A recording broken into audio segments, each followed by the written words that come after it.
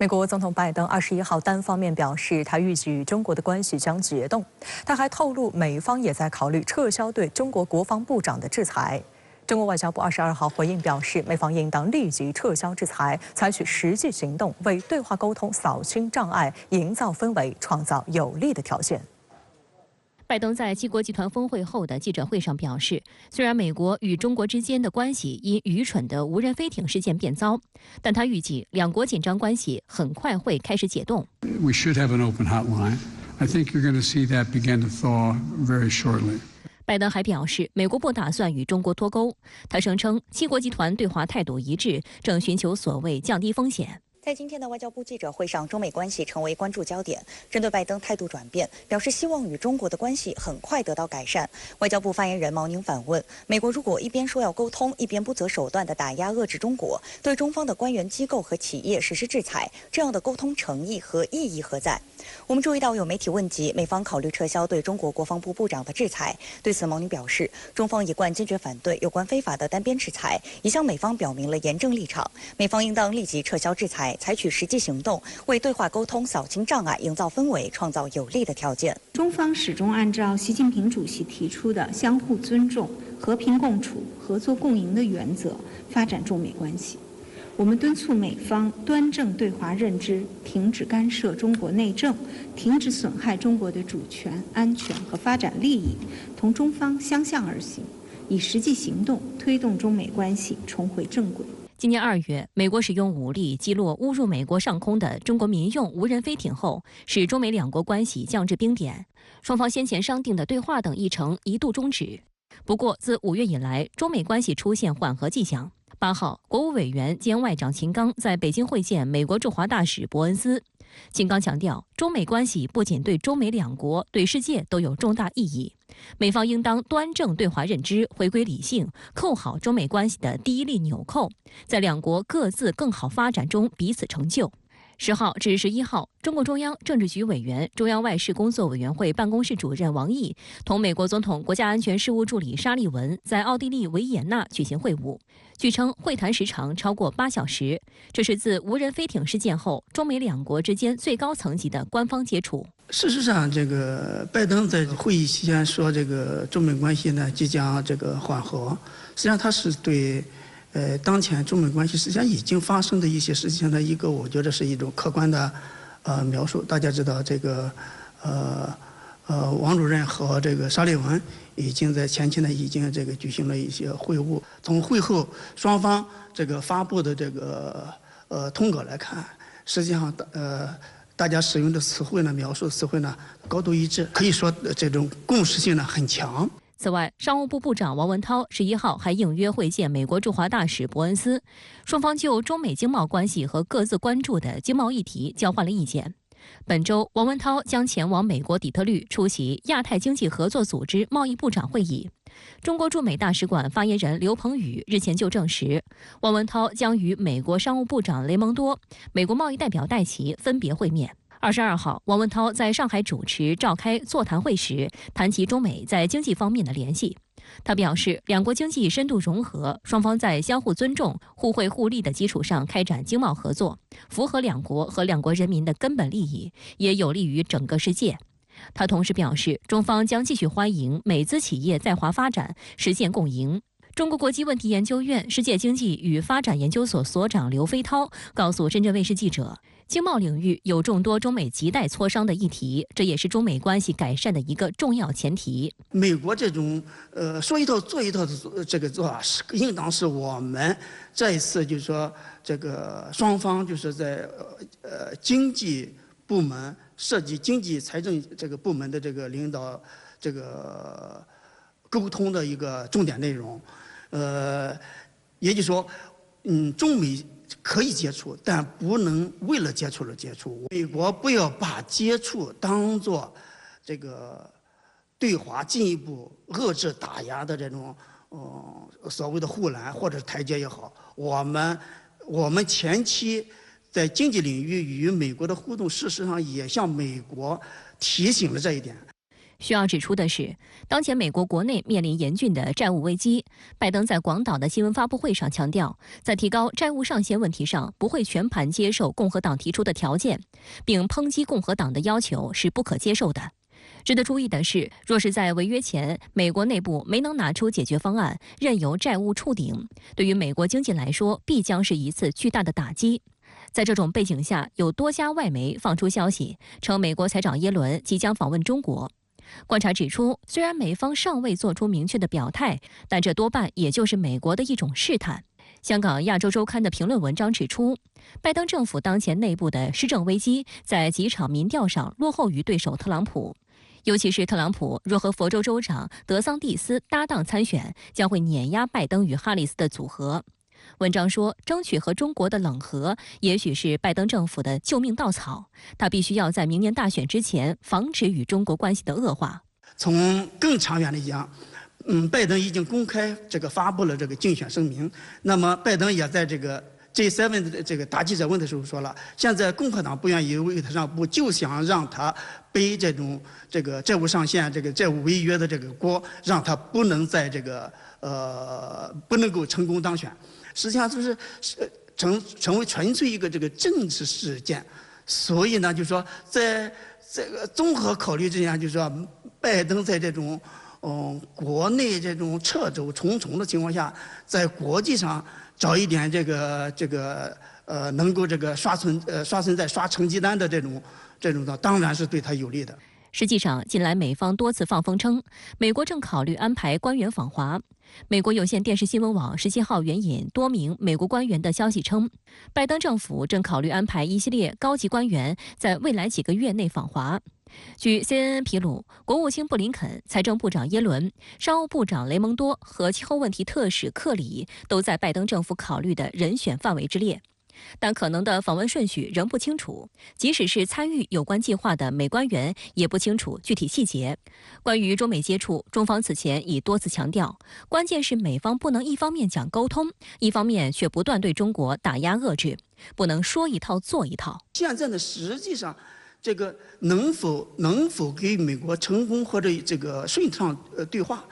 现在呢并不取决于美国的姿态，还要看中国的想法。我们一再强调的是，不能说一套做一套。呢，你必须有付诸行动上有所表示，然后才能给中美的真正的有实质性的对话和接触，奠定这种坚实的基础。否则的话，为了对话而对话，在中国看来，意义不大。5月21号，中央网信办发布消息称，美光公司产品存在较严重网络安全问题隐患，对中国关键信息基础设施供应链造成重大安全风险，影响中国国家安全。网络安全审查办公室因此作出不予通过网络安全审查的结论。那么，中方此时宣布拉黑美光有何考量？美光产品在华禁售对全球存储芯片市场有哪些影响？来看报道。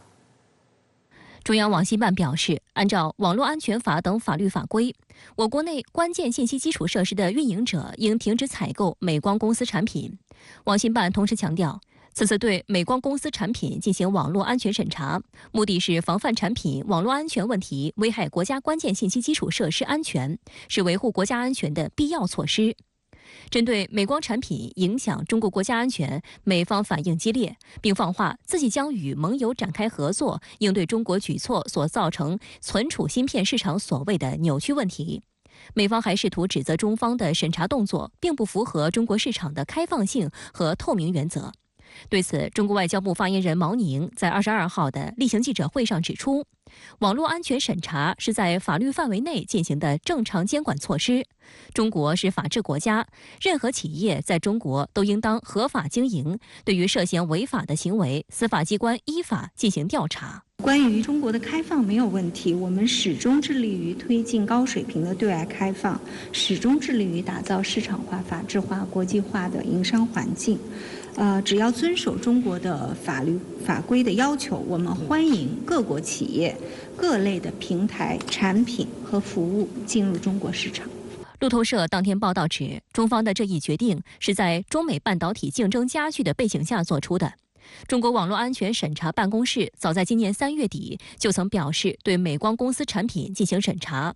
2个月后发布了上述审查结果，而美国却是对半导体制造技术实施出口管制，并率先将美光竞争对手长江存储等中国企业列入了黑名单。中国对美光的审查树立了客观、负责任的审查模式。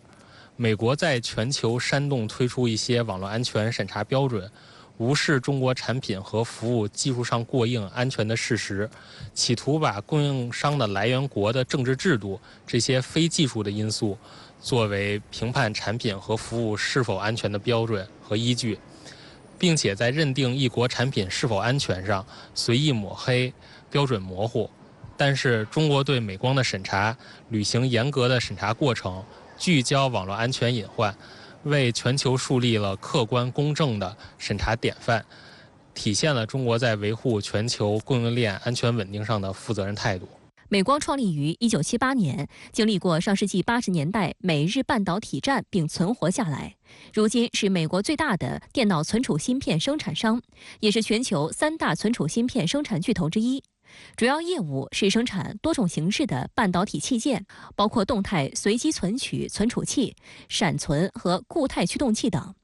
中国一直是美光的重要市场。2018年，美光在中国内地的营收额将近174亿美元，折合人民币近1200亿元，占到该公司当年总收入的58%。而华为曾是美光最大的客户之一，曾占到美光年收入的13%。自特朗普政府上台后，美国开始将半导体视为技术霸权和经济安全的核心武器，对华掀起科技战。美光公司在中国市场的生意也逐渐走了样，成为打压中国存储芯片产业的幕后推手。2018年开始，美光公司对华盛顿的游说内容从过去的税收减免、财政拨款、科技政策等角度，全面转向了贸易制裁、301调查、知识产权保护等议题。根据美国众议院联邦法规要求披露的所有游说数据，2018年至今，美光公司是美国半导体行业中向商务部贸易代表办公室游说次数最多的企业，且是唯一一家提出关于中国及竞争相关问题的美国半导体公司。5年间，美光公司共支出954万美元，向政府部门提交了超过170个游说内容，其中与中国相关的内容占比高达近70%。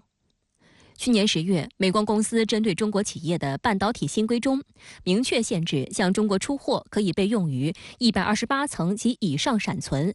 18纳米以下动态随机存取内存制造的相关设备。同年，美光还向美国告密，长江存储向华为供货，美政府因此将长江存储、长鑫存储加入黑名单。外界认为，中方这一次对美光依法进行安全审查，时机把握相当到位。中国现代国际关系研究院科技与网络安全研究所助理研究员周宁南向深圳卫视分析，一方面是因为当前正处于产业低谷期，需求并不是很旺盛，此时出手并不会对产业链带来太大冲击。另一方面，经过几年的发展，中国存储器产业技术水平已有较大程度的提升。今年全国两会期间，全国人大代表、华中科技大学教授冯丹在代表通道上介绍，如今中国国产储存系统在国内的市场份额已从5%发展到60%以上，将继续努力从根本上解决国产存储芯片卡脖子难题。我国的存储技术长期受制于人，20多年来致力于推动存储设备国产化，打破了国外对于高端存储系统及其核心关键技术的垄断。我们和国内的几家龙头企业建立联合实验室，正在研发速度更快、能耗更低的下一代存储器，未来将从根本上解决国产芯片卡脖子问题。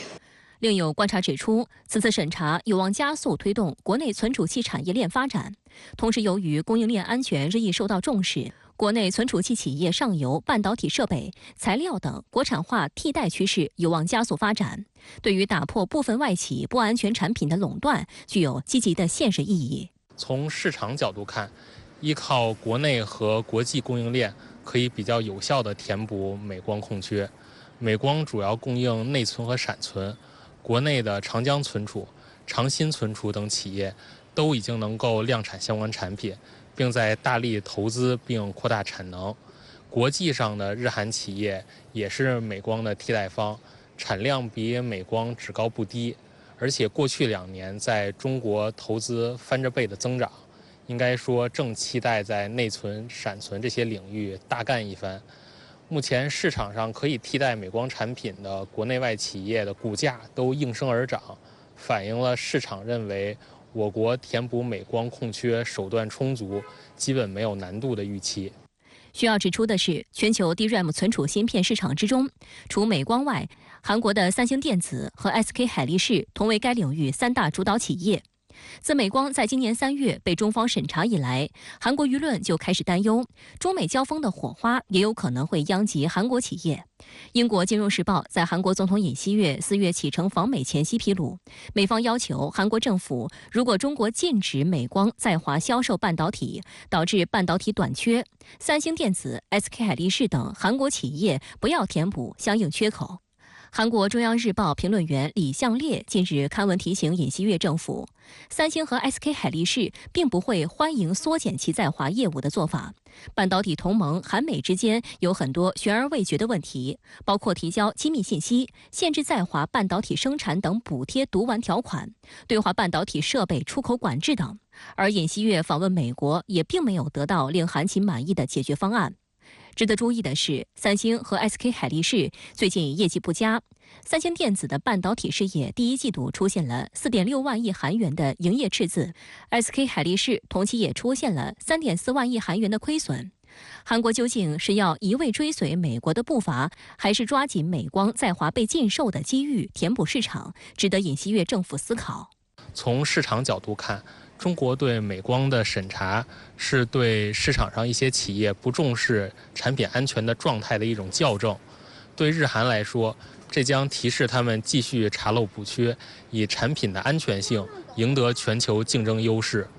从全球芯片竞争格局来看，日韩正在追加对芯片产业的补贴，用意就是加大与美国芯片政策竞争的力度。日韩企业如果能够这次抓住机会填补美光在华市场，将在美国芯片产业政策的胁迫下获得更多的腾挪空间。好，新闻话题马上来连线特约评论员管瑶。管先生你好。美国总统拜登21号在离开广岛前对记者称，预料美中关系将很快破冰解冻。那您对此怎么看？好的，那么全世界最重要双边关系的走向啊，始终是外界的共同的关注。实际上呢，这也关乎到所有人的共同利益。国务委员兼外长秦刚在离任驻美大使返国履新之际啊，他曾经投书美国报章所用的那个传播极广的标题，对此呢说的是再明白不过了，稳定的中美关系攸关我们星球的前途命运。美国总统拜登昨天说，美中关系很快将会解冻，一定程度上这也可以视作是对秦刚研判中美关系态势现状的一个隔空回应。月初呢，秦刚在北京会见驻华大使伯恩斯，声称两国关系再遇寒冰。那么拜登的这个破冰原话是 ：“I think you are going to see that begin to thaw very shortly。”那么众所周知，拜登啊，他讲话喜欢即兴发挥，口误多，错误更多。但是呢，相信昨天在广岛对记者说这番话时，拜登他是有过深入思考的。他谈到了所谓傻气球事件对双边关系的冲击，令到两国对话沟通全面中断。拜登提出破冰书，这呢实际上是在更高的层级来延续并且强化美方让气球事件翻篇的这一立场论调。就在10天前，在维也纳一家酒店，那么中央外事委的办公室主任王毅和美国总统国安事务助理沙利文密谈2天，对沙利文向中方释放的这个最重要的信息，《华盛顿邮报》的标题判定是 ：Top Biden aide tells Chinese diplomat that U.S. wants to move beyond spy balloon。那么，拜登高级助手告诉王毅，美方希望走出气球事件的阴影。拜登昨天啊，在广岛重申7国集团不寻求与中国脱钩，也表态希望在美中之间能够建立沟通热线。他呢积极回应记者有关取消对中国防长的所谓制裁提问，声称正在就此商讨。那么结合本周中美商务部长将会在美国会谈，包括布林肯、耶伦等等其他高级的阁员也纷纷表态喊话，有意对华访问等等。那么这些个都在印证此前美国彭博社的一个特别观察：拜登正在不顾失去筹码的风险，来急切地寻求对华接触。拜登昨天在广岛表白，美中关系要破冰解冻，无疑呢是更加直白，也更加显眼的在展现美方的这种沟通的急迫感。今天外交部发言人毛宁应询回应了拜登的破冰解冻说，强调美方应立即撤销制裁，为对话沟通扫清障碍。那您对此有何评论？那么昨天在广岛呢，是彭博社的女记者向拜登提问，她呢特别就问到美方对中国防长的单方面的制裁，是不是构成中美高官交流沟通的一个障碍？耐人寻味的是此前犀利评论拜登给予对华沟通不惜失去对华的筹码，也正是这一家美国媒体。五角大楼此前呢已经多次向媒体吹风喊话，期待在下月召开的新加坡相会上能够与中国的新防长直接对话。当然了，今年中国军方的相会参会的阵容还没有正式的对外公布，中国新的防长他会不会率团参会也还是个未知数。但是呢，至少到现阶段，美国军方的对华沟通的意愿与气氛已经烘托得相当到位了。此前五角大楼曾经多次向媒体放料喊话，声称美国防长或者是参联会主席寻求沟通中方同事，但是呢，电话一直打不通，给予对话沟通而不得的这种失落与失意，可谓是溢于言表。可是呢，但凡我们往深里再想一步，就不难发现美方姿态的荒唐与搞笑。你会急着赶着去创造一切机会来和你的制裁对象面对面吗？拜登说气球事件，他用了一个前置词 silly， 也就是傻。那美方所谓的制裁，难道不是傻到家了吗？美方制裁成了美军对华沟通目标的头号路障，这是在给自己的对话交流努力在挖坑。所以今天发言人毛宁他再度强调中方的这一严正立场，中方一贯坚决反对非法单边制裁，美方应当立即撤销，来为对话沟通扫清障碍。那么拜登既然这么急迫的要实现对话沟通的正常化，取消制裁就不应该是继续讨论的事儿，而是应该马上就办，要马上来为美方来止损。那么就此评判拜登他所谓中美关系解冻破冰说，中美之间的寒冰能不能融，怎么融？正如秦刚告诉伯恩斯大使的，当务之急就是要稳定中美关系，要避免螺旋式的下滑，要防止中美之间出现意外。所以呢，中美关系的融冰行动很大程度上取决于美方如何抉择。那么接下来怎么做？美方不能够一面讲沟通，一方面又不断的对中国打压遏制，不能够说一套做一套。那么就此对照美方在本次广岛峰会上的所作所为，我们实际上是能看到不少反例的。也就是说，中美关系仍然在继续承压，在继续结冰。那么您又怎么看本次这些峰会反复强调这一立场，对华去风险，但不寻求脱钩呢？ De-risk not decouple， 也就是所谓的去风险，但是呢不脱钩，这是本次G7峰会所谓涉华议程提及率最高的一个政策表述，也是参会的G7成员国受邀国领导人中挂在口中的一句话。比如呢，昨天德国总理朔尔茨就在广岛称，尽管G7成员国寻求对华去风险，但是呢，对华投资仍然将会继续。昨天英国路透社发自广岛的电稿，更是呢，在标题中把这个拜登的这两个论调放到一起来强调。Biden sees a shift in ties with China shortly, says G7 wants to de-risk, not decouple。拜登称 G7 希望对华去风险，而非脱钩，预期呢美中关系很快将会解冻破冰。那么去风险是对脱钩的修正转向吗？从G7声明所谓涉华表述来看，它的调门是有所降低的。声明就称 G7 对华政策并非意在伤害中国，也不寻求阻挠中国的经济发展和进步。G7呢无意对华脱钩或者是锐转。但是呢，在我看来，所谓的去风险化，并不意味着改变美国乃至G7的对华政策的主基调。从本届广岛峰会上，美国以及东道国日本大肆炒作涉华议程，几乎在涉台、涉疆、涉藏、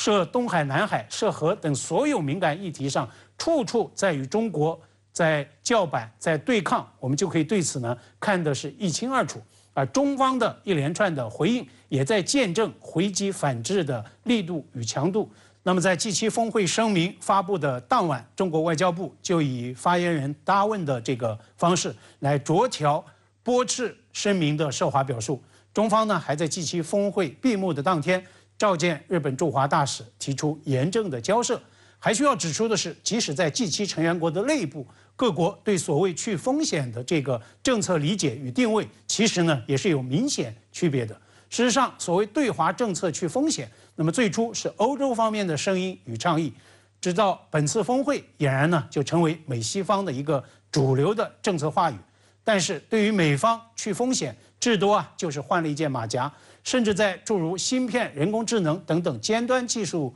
领域，去风险还是脱钩的代名词。但是呢，在这一领域，欧洲与美国的利益并不一致，所以德国总理才会强调，致力去风险的欧洲将会继续对华投资。而在G7峰会揭幕前呢，更是有德国官员就明确警告，不应该将G7变成对抗中国的同盟。当然了，欧洲它也并不是铁板一块。法国总统强调欧洲战略自主，但是呢，英国首相苏纳克就在广岛妄言，说中国才是全球最大的安全威胁，被中国驻英大使馆痛批，这是在鹦鹉学舌，是在毫无底线的随美起舞，惹是生非。那么这可一点也不冤枉英国。好，谢谢广尧先生在线和我们分享您的观点，谢谢。七国集团广岛峰会21号闭幕，峰会联合公报毫不意外地炒作涉华议题，对台海、南海、涉港、涉疆等问题和中国核力量说三道四，称反对单方面改变现状，并以所谓经济胁迫影射中国。对此，中国外交部副部长孙卫东当天召见日本驻华大使垂秀夫，就G7广岛峰会炒作涉华议题提出严正交涉。在22号召开的外交部记者会上，发言人毛宁再次就G7涉华议题作出回应，表明中方立场。在召见日本驻华大使垂秀夫时，孙卫东对G7广岛峰会炒作涉华议题进行了逐一批驳。孙卫东强调，中国作为负责任大国，坚定维护以联合国为核心的国际体系、以国际法为基础的国际秩序和以联合国宪章宗旨和原则为基础的国际关系基本准则，绝不接受少数国家炮制的家法帮规。个别西方国家肆意干涉别国内政、操弄全球事务的时代已一去不复返。日本作为今年七国集团轮值主席国，在七国集团广岛峰会系列活动和联合宣言中，伙同有关国家抹黑攻击中国，粗暴干涉中国内政，中方向日方提出了严正的交涉。日方应当端正对华认知，恪守中日4个政治文件的原则，真正以建设性的姿态推动两国关系稳定发展。岸田文雄把峰会地点安排在日本广岛，暗示其推动无核武世界的意图。在5月19号发布的核裁军广岛愿景中，这些不顾事实、妄加指责称中国快速扩张核武库不透明且不愿意对话，影响全球和地区稳定，要求中方实质参与有关双多边讨论，切实履行核裁军义务。毛宁批评中方拒绝7国的无理指责，7国集团中3个是核武器国家，其余4个都参加核共享或者享受核保护伞。7国集团没有资格就核军控问题对其他国家发号施令。7国集团对中国核政策的指责完全是虚假叙事。中国始终坚定奉行自卫防御的核战略，是唯一承诺不首先使用核武器，不对无核武器国家和无核武器区使用核武器的核武器国家，始终将核力量维持在国家安全需要的最低水平。任何国家只要不对中国使用或威胁使用核武器，就不会受到中国核武器的威胁。值得注意的是，这些国家在对华态度上十分精分，一边抹黑，一边又辩解。据彭博社报道，这些联合公报宣称，G7正在推进减少在关键供应链上对中国依赖的措施，却又同时表示，他们希望同中国建立稳定和建设性的关系。公报声称，我们的政策手段不是为了伤害中国，也不是要阻碍中国的经济进步和发展，但同时又用教师爷口吻称，一个遵守所谓国际规则的中国符合全球利益。路透社指出，G7国家领导人正关注如何在不疏远一个强大而重要的贸易伙伴的情况下，对中国这个世界第2大经济体发出警告，防止其对全球供应链和经济安全造成威胁。美联社则称，中国同G7国家深切的利害关系将使得G7对华立场更为复杂。法新社认为，尽管美国在对华打压上冲锋在前，但欧洲国家普遍不希望与中国脱钩。那么 G7峰会的本来的这个任务就是经济，但是他现在把经济变成小集团化、阵营化、小院高墙，把中国以及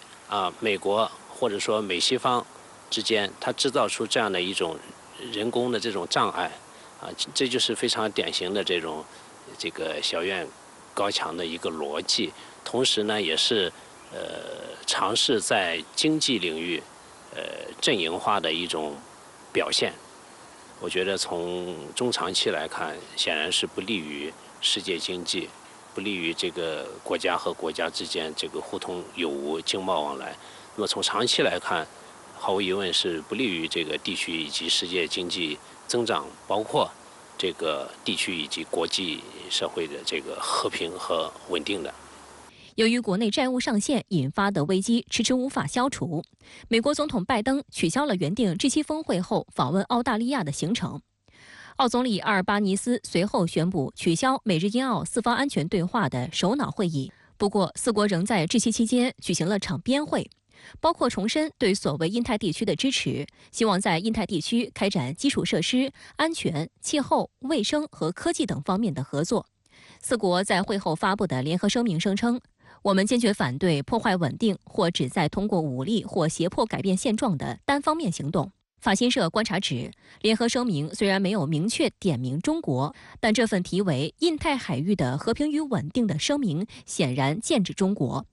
在经济领域，4国也同意建立旨在减少依赖中国的可靠供应链，防止关键技术被转用在军事领域。像4国机制的这些声明中，虽然说没有点名的批评中国，但是从他们的这个宣言的内容以及这个舆论的反应来看，毫无疑问是以牵制或者说攻击中国为目标的。那么我们看到这个价值链也好，这个海洋争端问题也好，其实毫无疑问都是跟中国密切相关联的。好，相关话题马上来连线特约评论员刘和平。刘先生你好。对于7国集团峰会发表的联合声明，尤其是这份声明中的涉华内容，您有些什么样的观察与思考呢？我认为，首先我们必须要明白一点，那就是所谓的7国集团在重大国际问题，尤其是在涉华议题上，并不是铁板一块的，而是有温差，甚至有严重分歧的。这份联合声明的发表也说明了，经过一段时间的争吵与磨合，这7个国家终于在这些重大国际与地区问题，尤其是涉华议题上，相互做出了妥协与让步，并最终达成了初步共识。这主要体现在这么几个方面：第一个是在应对俄乌战事与中国问题上，7国集团中以美日为首的对华强硬派认为，虽然俄乌战事正打得如火如荼，但7国集团仍然应该把主要精力用在应对中国的所谓威胁上。而以法德为首的对华温和派则认为，7国集团应该把主要精力优先用于应对俄乌战事，把中国问题往后摆一摆。那么虽然这次7国集团峰会后的联合声明中出现了很多让中方无法接受的涉华内容，但实事求是来讲，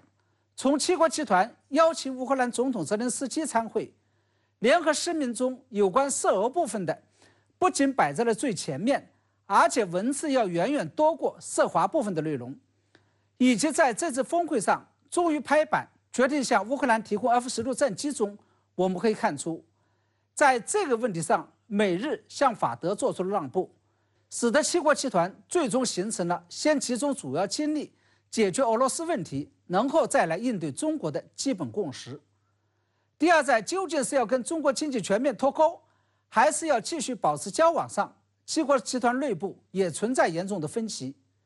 美日等国家一度倾向于采取更为强硬的态度，而法德等国家则倾向于后者。那么从七国集团峰会联合声明中做出的不脱钩，但是要去风险化的结论来看，双方在这个问题上这是各自做出了妥协与让步。美日照顾到了法德的关切，法德也接受了美日的建议，也就是不会全面跟中国脱钩，但是会在部分领域内脱钩，尤其是在芯片供应链等高科技领域。第三，在台湾问题上，这是法德最终屈从了美日的意见，将原来相对温和的呼吁维持台海局势的和平稳定，转变为了措辞强硬的反对企图透过武力和胁迫单方面改变现状这样的说法。那么值得注意的是，七国集团由原来的各说各话到最终达成的这几点共识，将会进一步加剧东西方两大阵营的分裂与对峙。而且七国集团的这个转变显然是跟东道主日本在幕后的穿梭与鼓动密切相关。所以我们看到，在七国集团中，中方单独召见了日本驻华大使，提出了严正交涉。美日印澳四边安全对话机制也在会后发表声明称，反对所谓以武力寻求改变现状的单方面行动。那对此您又怎么看？我注意到美日印澳四方发表的这份联合声明出现了两个值得我们高度关注的动向。其一是，过去由于印度不愿意公开跟中国撕破脸，所以一直要求印太战略应该集中于经济合作领域，尽可能的少的涉及安全领域，尤其是不要将美日印澳四边安全对话机制打造成针对中国的军事同盟。然而在这一次四方首脑会上，印度的态度似乎出现了明显的转变。莫迪总理在致辞时公开表示，四国集团已经将自己确立为了印太地区和平、稳定和繁荣的平台。而印度态度的转变，这是四方联合声明中能够公然大谈印太地区安全问题的原因。那么这也就意味着，安全问题在印太战略以及四方安全对话机制中的分量正在进一步的上升。其二是，由于印度的反对，原先美日印澳四方安全对话机制是不愿意涉及台湾问题的，甚至连维持台海和平稳定这样的呼吁也不愿意说出口。那么这一次虽然在声明中没有点中国大陆与台湾的名，但是却已经是做出了反对以武力寻求改变现状这样的激进表态。我认为很显然，这是日本带着七国集团向前走了一大步，七国集团又带着美日印澳四方安全对话机制向前走了一大步的结果。所以未来我们要密切关注日本在七国集团与美日印澳四方机制中所扮演的幕后推手的角色。好，谢谢刘和平先生在线和我们分享您的观点。